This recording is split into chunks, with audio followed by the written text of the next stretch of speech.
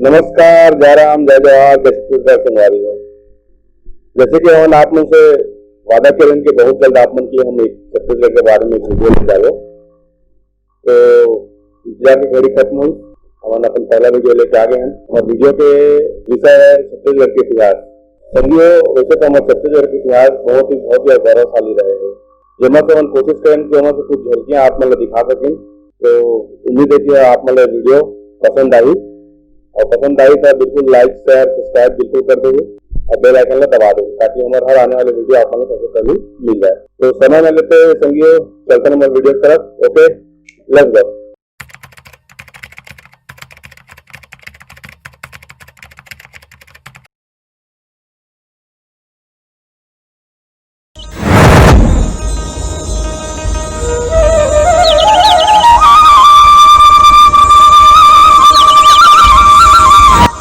छत्तीसगढ़ भारत का वह राज्य जो 1 नवंबर सन 2000 मध्य प्रदेश से विभाजित होकर भारत का 26वां राज्य बना।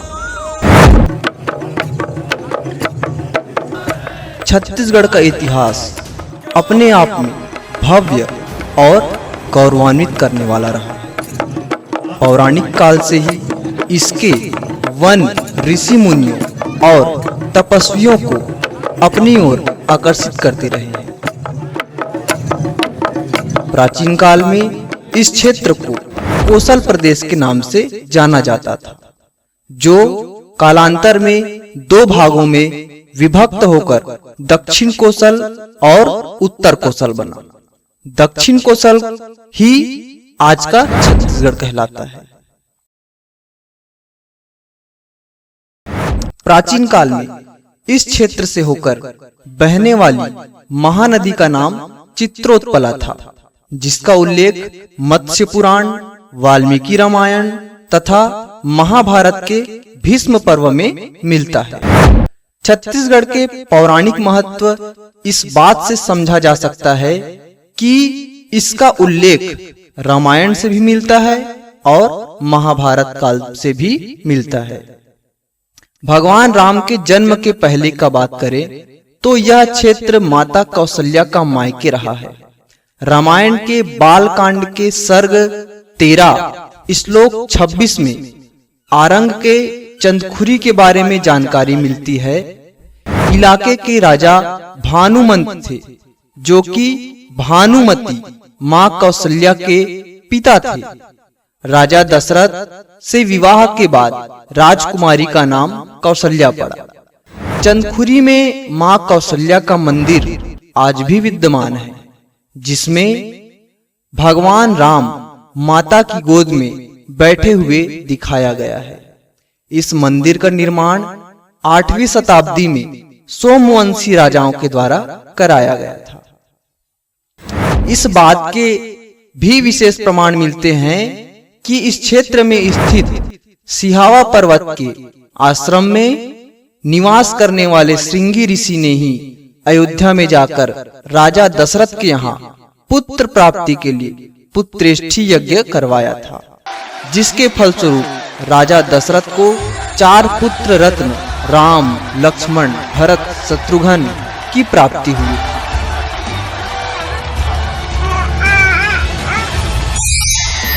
दोस्तों, जब भगवान राम वनवास गए तो हमारे प्रदेश छत्तीसगढ़ से होकर गुजरे थे, जिसका बहुत ही साक्ष्य अभी भी मौजूद है, जिसका कि उस काल के ग्रंथों में विस्तृत जानकारी मिलती है। एवं भगवान राम के द्वारा माता सीता के त्याग करने के बाद माता सीता ने वाल्मीकि आश्रम में शरण लिया, जहां लव कुश का जन्म हुआ। माना जाता है कि यह आश्रम बलौदाबाजार जिला के तुरतुरिया नामक स्थान पर स्थित था। दोस्तों, ये तो हुई रामायण काल का इतिहास। अब जानते हैं कुछ बातें महाभारत काल से।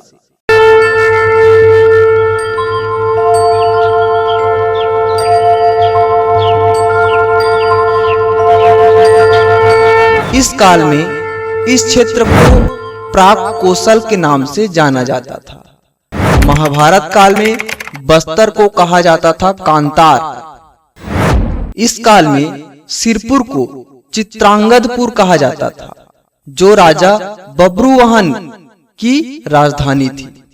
मूरध्वज की राजधानी आरंग और राजा ताम्रध्वज की राजधानी मणिपुर, जिसे कि वर्तमान में रतनपुर के नाम से जाना जाता है, को माना जाता है। अब दोस्तों, ये तो बात हो गया महाभारत काल की इतिहास का। अब हम जानते हैं इसके बाद का इतिहास की कुछ बातें। छत्तीसगढ़ को प्राचीन समय में दक्षिण कोसल के नाम से जाना जाता था, जैसे कि आपको पहले ही बता चुके हैं।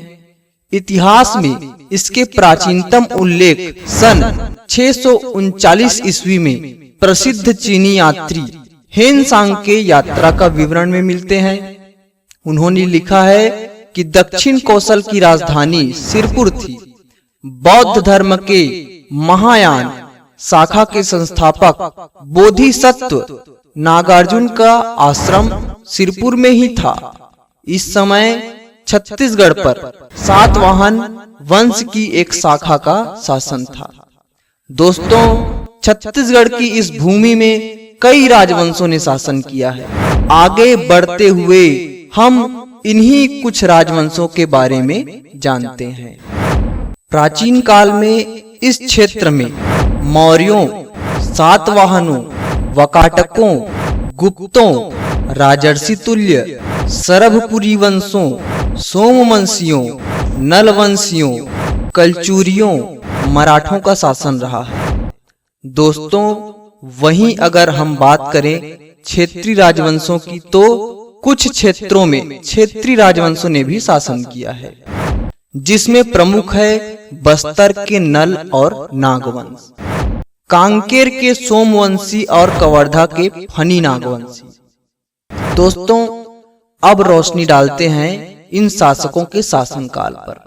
पहला है मौर्य वंश काल।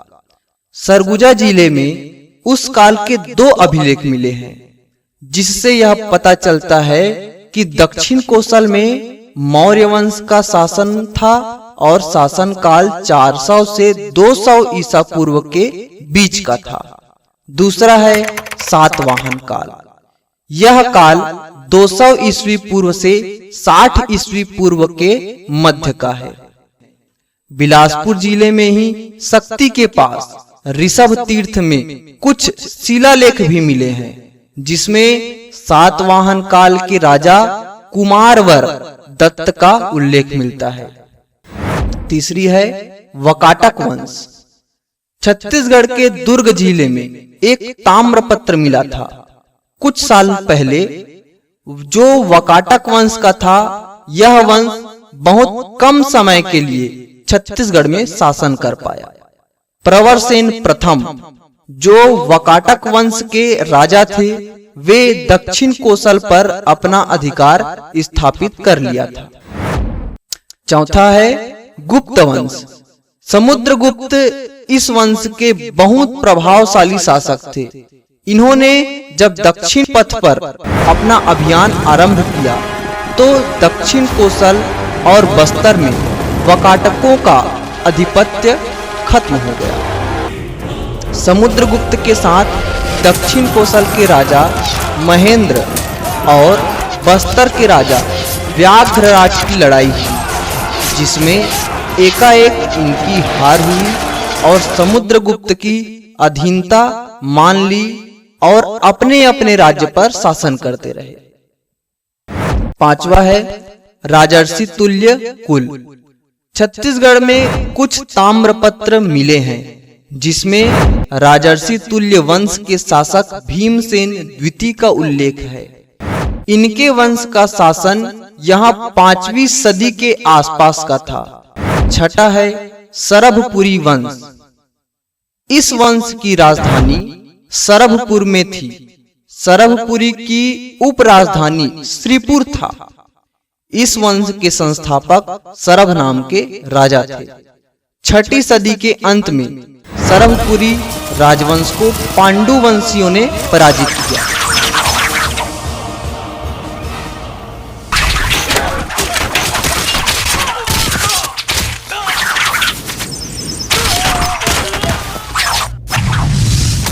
सातवां है पांडु वंश।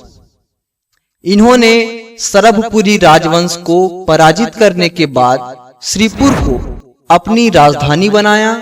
ईस्वी सन 6ठी शताब्दी में दक्षिण कोसल के बहुत बड़े क्षेत्र में इनका शासन था एवं पांडुवंशी राजा सोमवंशी थे और वे वैष्णव धर्म को मानते थे। इस वंश के प्रथम शासक का नाम उदसन था। छत्तीसगढ़ में इस वंश को चालुक्य राजा कुल के शिव द्वितीय और बाद में नल राजाओं ने 8वीं सदी में समाप्त कर दिया। बस्तर के नल और नागवंश। इस राजवंश के बारे में यह पता चलता है कि उनका शासन बस्तर के कोटापुर क्षेत्र में था। ऐसा माना जाता है कि इस वंश के राजा स्कंद वर्मा, जिन्होंने शत्रुओं से अपना राज्य को दोबारा हासिल किया था। इस वंश के एक शासक था विलास तुंग। इन्होंने ही राजिम में राजीव लोचन मंदिर का निर्माण करवाया। छिंदक नागवंश बस्तर। सोमेश्वर देव थे छिंदक नागवंश में सबसे जाने माने शासक। वे 1096 से 1111 तक शासन किया था। उनके मृत्यु के बाद कंदर देव राजा बने। छिंदक नागवंश का शासन 400 सालों तक चला। फणी नागवंश कवर्धा रियासत में, जहां चौरा नाम का मंदिर है, जिसे लोग मंडवा महल के नाम से जानते हैं। उस मंदिर में एक शिलालेख जो सन 1349 ईस्वी में लिखा गया था, उस शिलालेख में नागवंश के राजा की वंशावली उकेरी गई है। नागवंश के राजा रामचंद्र ने यह लेख खुदवाया था। इस वंश के प्रथम राजा अहिराज को माना जाता है। भोरमदेव के क्षेत्र में इस वंश का राजस्व 14वीं सदी तक कायम रहा। कलचुरी वंश। एक अनुमान के अनुसार इस वंश का आरंभ कोकल देव से होती है। इनके वंशज कलचुरी कहलाए। 9वीं सदी के अंत में त्रिपुरी के कलचुरियों ने इस क्षेत्र में शाखा स्थापित करने की कोशिश आरंभ कर दिया था। कोकल प्रथम के पुत्र शंकरगण द्वितीय ने दक्षिण कोसल नरेश विक्रमादित्य को परास्त कर पाली नामक प्रदेश को जीत लिया। शंकरगण ने अपने भाई को इस प्रदेश में नियुक्त किया। कलचुरियों की प्रथम राजधानी तुम्मान थी। इसी वंश के शासक रत्नराज ने रतनपुर को बसाया और उसे अपनी राजधानी बनाया। अब बात कर लेते हैं दोस्तों मराठा शासकों के बारे में। मराठा वंश। भास्कर पंत थे भोसला शासक के सेनापति। नागपुर के भोसला भास्कर पंत ने जब रतनपुर राज्य पर आक्रमण किया, उस समय रघुनाथ सिंह रतनपुर के शासक थे। वे 60 वर्ष के थे और इकलौते बेटे की मृत्यु होने के कारण बहुत ही पीड़ित थे। युद्ध करने की मानसिक स्थिति नहीं थी और उन्होंने आत्मसमर्पण कर दिया। सन 1741 से सन 1758 तक मोहन सिंह नाम के एक व्यक्ति को नया शासक नियुक्त किया गया। उसकी जब मृत्यु हो गई, तब भोसला ने वहां अपना शासन स्थापित किया और इस प्रकार छत्तीसगढ़ का पहला मराठा शासक बिंबाजी भोसला हुआ। ये थी रतनपुर की कहानी। रायपुर शाखा में उस वक्त अमर सिंह हैदर वंश के शासन कर रहे थे। उनको राजिम रायपुर और पाटन के परगने देकर मराठा उनसे 7,000 रुपये हर वर्ष लेने लगे। अमर सिंह के मृत्यु के बाद उसका बेटा शिवराज सिंह जब राजा बना, भोसले ने उसकी जागीरें छीनकर उसे 5 गांव देकर सन 1757 में रायपुर में अपना प्रत्यक्ष शासन स्थापित किया। यह नया शासन काल सन 1854 तक चलता रहा।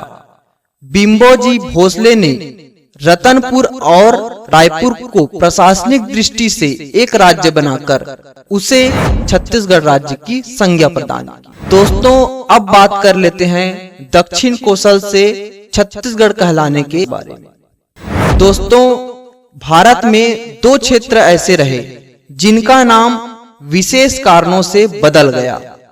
एक तो है मगध, जो बौद्ध विहारों की अधिकता के कारण बिहार पड़ा, और दूसरा है छत्तीसगढ़, जहां छत्तीसगढ़ होने के कारण दक्षिण कोसल से छत्तीसगढ़ हो चला।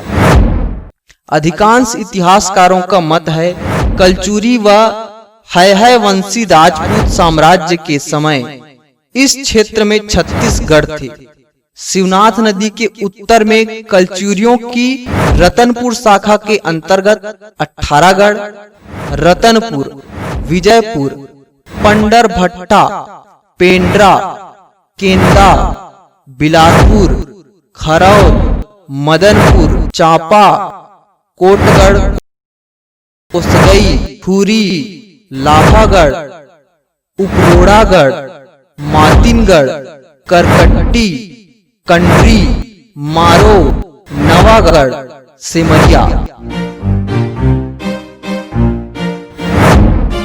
तथा दक्षिण में रायपुर शाखा के अंतर्गत 18गढ़ स्थित थे। रायपुर, सिमगा, उमेरा, राजिम, फिंगेश्वर, लवन, पाटन, दुर्ग, सारधा, सिरसा, अकलबाड़ा, मोहंदी, खल्लारी, सिरपुर, सुअरमार, सिंगारपुर, टेंगनागढ़, सिंघनगढ़। इन 36 गढ़ों के कारण इस क्षेत्र का नाम छत्तीसगढ़ हो गया। तो दोस्तों, कैसा लगा हमारा वीडियो हमें कमेंट करके जरूर बताइएगा। तो आज के हमारे वीडियो में यहीं तक। बहुत जल्द मिलेंगे हम अपने नेक्स्ट वीडियो पे। तब तक के लिए लाइक, शेयर, सब्सक्राइब बिल्कुल कर दीजिएगा। हम आगे आने वाले वीडियो में और भी बहुत से ऐतिहासिक और धरोहर की चीजें लेके आते रहेंगे। इसी के साथ दोस्तों फिर मिलते हैं। जय राम, जय जोहार, जय छत्तीसगढ़।